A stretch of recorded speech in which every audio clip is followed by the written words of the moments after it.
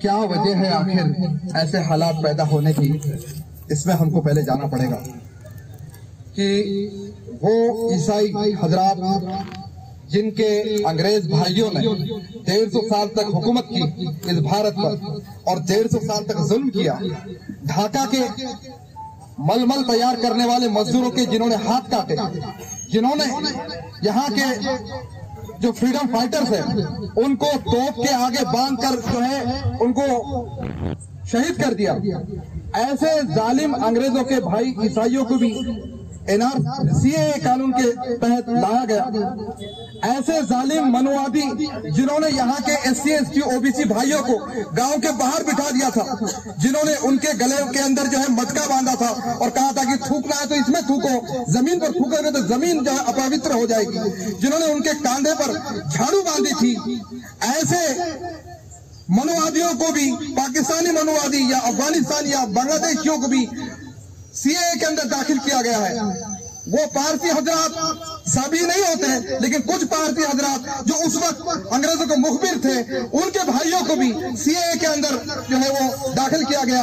क्या बात है कि मुसलमानों को क्यों नहीं दाखिल किया गया, क्यों नफरत फैलाना चाहते हैं? उसकी एक तो वजह है साजिश और दूसरी है गलतफहमियां। खास तौर से मुसलमानों के ताल्लुक से जो गलतफहमियां फैलाई जाती है वो हम मुसलमानों को भी पता नहीं होते, वो शाखाओं के अंदर जो है जो वीडियो लीक होते हैं उनसे पता चलता है। एक वीडियो को मैंने देखा, उसके अंदर वो महाराज अपने साथियों को बता रहे थे कि मुसलमानों के अंदर खवातीन को जुबा करके उनका गोश्त खाना जायज है। BBC मस्जिद परिचय आप टाइप करके देखिए YouTube के अंदर, कामरा नाम का एक बच्चा है, जब वहां पर जमात इस्लामी हिंद ने वहां मुंबई के अंदर मस्जिद परिचय रखा, नॉन मुस्लिम को मस्जिद में बुलाया और बताया कि मस्जिद क्या होती है, तो उसने कहा कि मैं हैरत में हूं, मुझे तो कहा गया था कि मस्जिद के गेट के बाद एक टाकी होती है, वह गाय का खून होता है, 5 उंगली अपनी डुबा के अंदर जाना पड़ता है।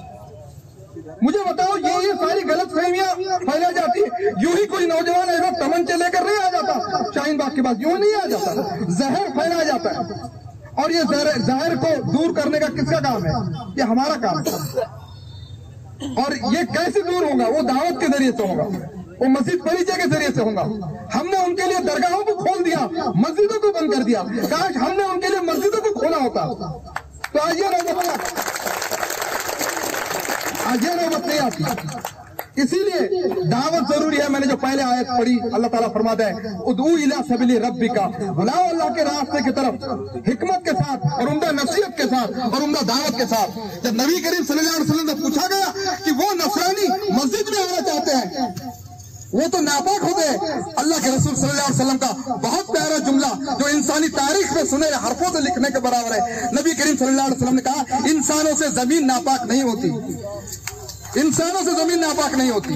दूसरी बात यह है कि ऐसे हालात ये कभी कभी हमारे दावत के लिए जो है साजगार भी साबित होते हैं। ये मौका है दोस्तों कि नागरिकता का इस्लामी तस्वुर क्या है बताओ, इस्लाम के अंदर शहरियत का क्या तस्वुर है बताओ, शहरियत का क्या तस्वुर है। इसके लिए हमको मिसाक मदीना बताना पड़ेगा।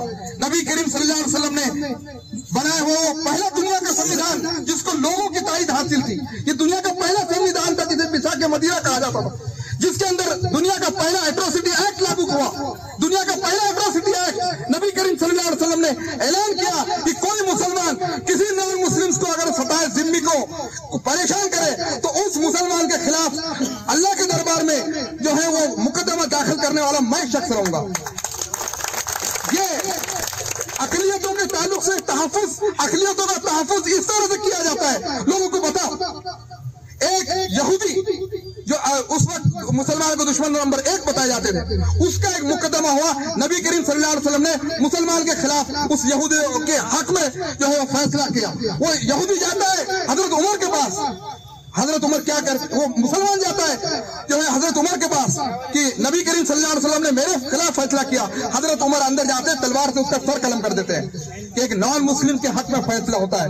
यह है अखिलियतों की और उनके जो है हुकूक की जो है वो अमान एक इस्लामी राष्ट्र के अंदर, ये बताना हमारा काम है।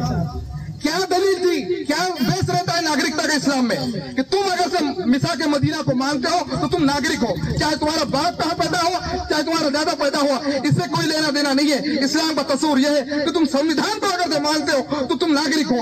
लेकिन अफसोस कि कुछ मनुवादी दिल्ली के अंदर संविधान को जला देते हैं। आप डालिए यूट्यूब के ऊपर कॉन्स्टिट्यूशन ऑफ इंडिया बर्न, आपको वीडियोस मिल जाएंगे कि अंबेडकर मुर्दाबाद के नारे लगाए जाते हैं, संविधान मुर्दाबाद के नारे लगाए जाते हैं, आरक्षण मुर्दाबाद के नारे लगाए जाते हैं। ऐसे लोगों को यहां से भगाना बहुत जरूरी है, भारत से निकालना बहुत जरूरी है। और उसके लिए आधार क्या है? आधार बताया बान सेफ का जो आप कैंपेन चलाएंगे कि ये इंडिया है, यहां पर कोई दस्तावेज तैयार करना कोई बड़ी बात नहीं है। 1500 रुपए देकर गुजरात के अंदर एक नाबीना शख्स, एक नेत्रहीन आदमी, एक अंधे आदमी के नाम से ड्राइविंग लाइसेंस निकाला गया। Driving licence APJ Abdul Kalam के नाम से एफआईआर जो है वो दाखिल की गई थी पैसे देकर। यहाँ पर कुछ भी पॉसिबल है। इसीलिए आधार अगर से एनआरसी का होना चाहिए तो ब्लड, हमारा डीएनए चेक करो। और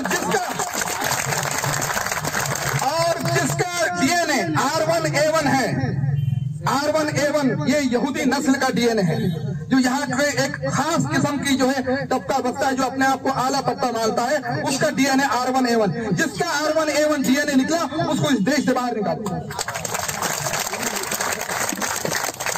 इस देश की आबादी 3.5% कम हो जाएगी, अपने आप कम हो जाएगी। और फिर जो है नाक दबाए तो मुंह खुलता आदमी, याद रखिए। तो इसीलिए नागरिकता का ये जो है पैमाना हम करना चाहिए। और मेहरबानी करके, बहुत अच्छी बात है यहाँ पर शाहीन बाग, ये जो छोटा सा शाहीन बाग बना है औरंगाबाद में, यहाँ पर आपने तमाम लोगों को बुलाया है, मैं बहुत खुशी की बात है। मैं दौरों पे रहता हूँ लेकिन व्हाट्सएप वगैरह सोशल मीडिया पे देखा हूँ कि हमारे सरदार जी को बुलाया, यहाँ पर नॉन मुस्लिम्स को बुलाया, बहुत अच्छी बात है। हमारे वो भाई जो सोशल मीडिया पे इस इशू को हिंदू मुस्लिम बनाना चाहते हैं, वो इस तहरीक के बहुत बड़े दुश्मन है। मेहरबानी करके 27 लोगों ने जान दी है इस तहरीक के अंदर, उसमें 10 लोग हिंदू हैं और एक नौजवान क्रिश्चियन है। याद रखिए कि वो 11 नॉन मुस्लिम्स की जो है वो कुर्बानियों को हमको याद रखना पड़ेगा। मेरे भाइयों, ये कानून सिर्फ मुसलमानों के खिलाफ नहीं है, टारगेट मुसलमान बनाया गया है। ये कानून किसके खिलाफ है? यहाँ के 85% SC ST OBC के खिलाफ है। याद रखिए, मुसलमानों का अपना कब्रिस्तान होता है, मुसलमानों के पास निकाहनामा होता है, मुसलमानों के कई दस्तावेजात होते हैं, लेकिन वो बेचारे, वो खाना बदोश जो VJNT के लोग जो है कहलाते हैं, जो खाना बदोश होते हैं, आपने देखा होगा रास्ते के कोने पर जो है एक बाजू में जो है वो झोपड़ी लगाते हैं। उनका एक बेटा यहाँ पैदा होता है, बाप वहां पैदा होता है, दादा वहां पैदा होता है, उनके पास बेचारों के पास कागजात नहीं है। और ये लोग कहते हैं कि CAA के तहत उनको नागरिकता मिल जाएगी, बिल्कुल नहीं मिलेगी। उनकी नागरिकता को चैलेंज किया जाता है। 226 एक यह कानून है, उनकी नागरिकता को चैलेंज किया जाएगा। अगर से उनको नागरिकता मिलेगी, वो झूठ बोलकर औरंगाबाद का रहने वाला कामरे, औरंगाबाद का रहने वाला पाटिल, और वो अगर से कहेगा कि मैं बांग्लादेश से आया, मैं अफगानिस्तान से आया, मैं पाकिस्तान से आया, ठीक है नागरिकता ले ले, लेकिन रिजर्वेशन गायब, उसकी जॉब गायब, उसकी प्रॉपर्टी को जो है सील कर दिया जाएगा। इसलिए बहुत बड़ी गलतफहमी है, ये सिर्फ मुसलमानों के खिलाफ है। जब नताइज आएंगे, जब हमारे नॉन मुस्लिम बेचारे रोड पर आ जाएंगे, तब पता चलेगा कि ये शाहीन बाग में यहाँ पर लोग क्यों जमा हुए थे। हम कोई सिर्फ मुसलमानों के वजह से जमा नहीं हुए, क्योंकि हमारा कुरान कहता है, अल्लाह ताला कुरान मजीद में फरमाता है, मैं अरबी को जो है टाइम नहीं इसलिए अवॉइड कर रहा हूँ, कि तुम्हें क्या हो गया है कि तुम उन लोगों की मदद के लिए जो है किताल नहीं करते, जो मुस्तदफीन यानी क्या दलित, जो दलित समझ के दबाए गए हैं, जो है दबे कुचले समझ कर जो है उनको कुचल दिया गया है, उन लोगों की मदद के लिए क्यों नहीं निकलते। हम आए हैं यहाँ पर कामरे की मदद कर रहे हैं, हम आए हैं,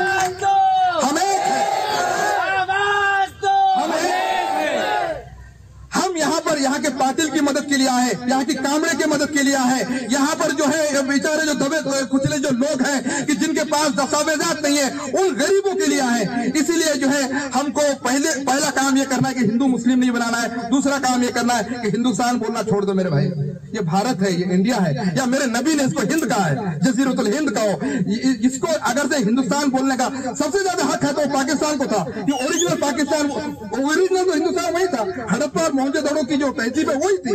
इसलिए ये मुल्क को हिंदुस्तान बोलना छोड़ दो। ये भारत है, ये इंडिया है, हमारा कॉन्स्टिट्यूशन इसको भारत दैट इज इंडिया कहता है। और कोई ये कहता कि भारत माता की जय कहो, मैं कहता हूं कि हम भारत निर्माता की जय कहते हैं। भारत निर्माता की, भारत निर्माता